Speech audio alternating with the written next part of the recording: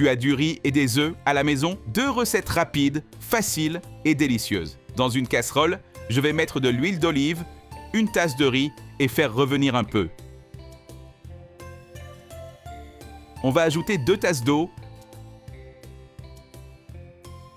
Pendant ce temps, dans un saladier, je vais mettre 3 œufs, du sel selon le goût et bien battre le tout. Couvrir et laisser cuire pendant 10 minutes. Ici, on a 3 gousses d'ail. Je vais les écraser avec l'aide d'un couteau, puis les couper en tout petits morceaux. Notre riz est cuit. Je vais tout le rassembler d'un côté de la casserole et laisser cet espace libre ici.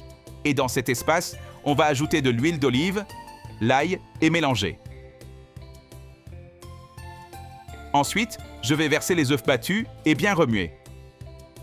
Et avant que j'oublie, dis-moi de quelle ville tu nous regardes pour que je puisse t'envoyer une dédicace spéciale. La dédicace d'aujourd'hui est pour Claire Dubois, de Lille. Je suis vraiment contente que nos recettes te plaisent. À ce moment-là, on peut mélanger le riz avec les œufs. Maintenant, on va couper un oignon en lanières. Dans une casserole, je vais mettre de l'huile d'olive, l'oignon et faire revenir. Ici, on a une carotte. On va la râper avec un éplucheur. Ensuite, on l'ajoute dans la casserole et on mélange. On va couper un poivron rouge en lanières.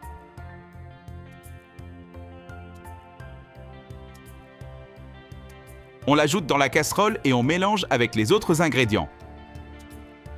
On va couper ce maïs, la quantité est selon le goût.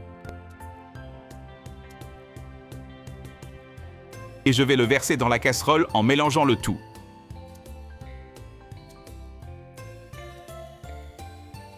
Je vais ajouter 100 g de petits pois et mélanger. Pour finir, je vais couper de la ciboulette selon le goût et la mettre dans la casserole. On va bien tout mélanger. Pour donner une touche spéciale, 2 cuillères à soupe de sauce shoyu, du gingembre selon le goût et on remue.